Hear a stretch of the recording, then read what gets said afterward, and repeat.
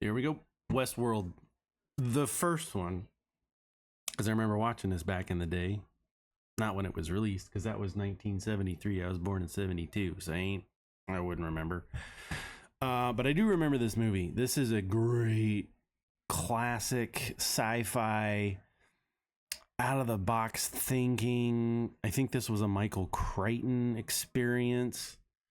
Yep, director Michael Crichton. If you don't know Michael Crichton, he's an author.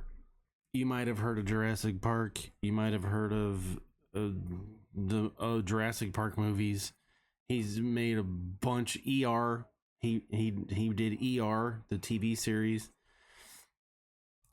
A ton of stuff. I'm not going to get into all of it, but a ton of stuff. He's written several best-selling books. Airframe. What's on the shelf? I can't see that far. Aaron, where's my Michael Crichton stack? Oh, there we go. Disclosure, Congo. I can't read that far with these glasses on. Anyway, Michael Crichton, he's one of the greatest of all time. So he wrote this, he directed this movie, and it is a Michael Crichton as you expect. Spoilers, by the way. I ain't holding back, okay? Because I don't have time for that. I don't want to dance around. We're just getting into it. So this movie's great. This is, we'll read the tagline. Westworld, 1973. It's an hour and a half long. A robot malfunction creates havoc and terror for unsuspecting vacationers at a futuristic, adult-themed amusement park. I don't think there's boobs in this. 70s, 80s time period for PG movies was a weird time because you're going to find boob shots. And if you're against that, I'm just letting you know. There's flashes of boob shots. And a lot of those, Airplane has boobs. The Andromeda Strain has boobs. A lot of movies you go back and watch that you might not remember, you're going to have flashes of boobs just in the background, whatever. So it is what it is. I don't think that's in this one. So when they say adult-themed amusement parks, so Westworld is part of a 3-themed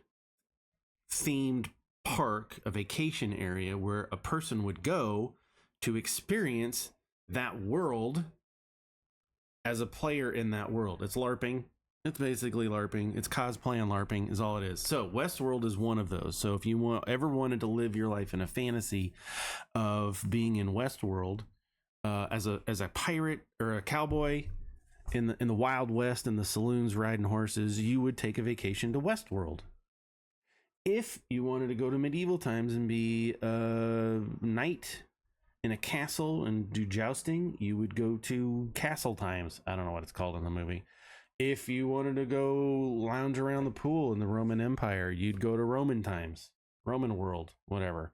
So there's 3 different areas. So this one takes place in Westworld because it's a fantasy where this guy wants to be a cowboy and he wants to go in and play the cowboy part for like a week. And you can do that. So the whole thing is you're a human, but this park is filled with NPCs, non-player characters, or just robots that are just smart enough. The technology is so smart. They're just going about their business, and you can kill them. You can slap them. There's prostitution, although there's no nudity. There's backs. I guess there's backs because the one guy gets a robot prostitute one night at the saloon. Anyway, so you can go live out your fantasies. If you want to go around and be a mass murderer, you can go do that. So robots, right? So this whole story takes place with something happens in the back. A virus basically gets into the computers of the robots.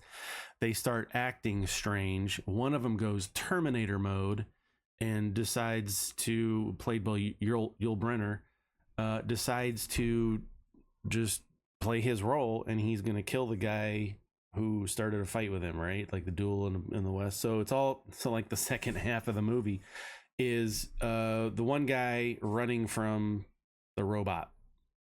The robot's just chasing him. So what is this? It's fun. It's fine. It's out of it for the time. In 1973, a robot gets a virus from the computer, goes haywire, out of control, dystopian. How does it? It's a thriller. It's a being chased. It's I think a lot of, you can look at this and say, oh, I can see where they got Terminator. I can see where they got Michael Myers to go just slowly go kill you, because that's what this is. Robots just tracking you down. You can run as fast as you want. Robots slowly coming after you. You can shoot him a bunch of times. Robots still slowly coming after you. So it's fun. It's fun. It's fun to see like the technology back in the day, what 1973 thought that robots would look like on the inside, or mechanical horse. Even the horses are robotic. The snakes are robotics. Everything in this world except you is a robot. So it's fun. It's fun to go back and watch some of these old sci-fi movies to see maybe where something original happened, where the beginning of other ideas and other movies, where those influences might have come from. It's really fun. I think everybody in this movie does a really good job. Yul Brynner as the gunslinger, he kills the part. It's Yul Brynner. If you don't know who he is, go find a YouTube video on who he is. Fantastic actor. He did a very good job. Richard Benjamin played his part really well. James Brolin. If you don't know who James Brolin is, you might know his son Thanos. He does a really good job. Everybody in this, I think, plays their role really, really well. I think everybody does a really good job. Acting was great. The story was great. The theme parks were great. Again, this is pre-CGI. This is 1973. We don't have any CGI in here. Nothing. There are some special effects, but it's, it's the old hand painted on the lightning. It's those kind of effects. But I think they did a really, really good job with the sets. Were huge. The sets were intricate. They did a really good job on the set to make you really feel like you're in those worlds, because they basically built out 3 full worlds and play around in them a little bit. In addition to headquarters, or wherever the servers are, and all those scientists got to do some of that stuff. I thought it was great. It was a really good movie. I would not watch this a bunch of times, but it's worth watching at least once. I highly recommend this. If you're into sci-fi, if you're into early, cinematography, older movies, and you want to know where Westworld, and as you can see in the background, Westworld, this was a spun-off on HBO or something, where they did another TV series. I don't know. I never watched it. But I recommend this movie. You'll get to see a lot of great actors. Lots of fun stuff happens. Lots of fun things. You can tell it's a 70s movie because they kind of start, and I think Planet of the Apes also plays in. A lot of the movies play into this, where we have an idea, but we're going to take our time really, really slowly going through it, because we have content, but we don't have a lot of content. Like, these are not dialogue heavy movies. These are not high action packed movies. And I think that just is from the time period. Like even watching Inferno Tower Inferno, or whatever it was.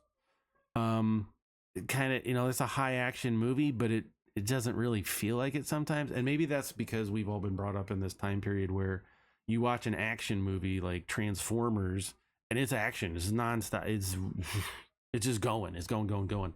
So, that being said, I would really recommend you watch Westworld if you're a classic sci-fi person. If you've not seen this, give it a try. You'll have some fun.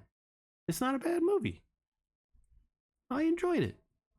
What would I give this out of 10? How would I rate this? I would give this, based on story and everything that they had, the technology and the things that they had available at the time in 1973, and for creativity, I'm going to give this 8 out of 10. That's my review. A lot of people gave it 6 out of 9.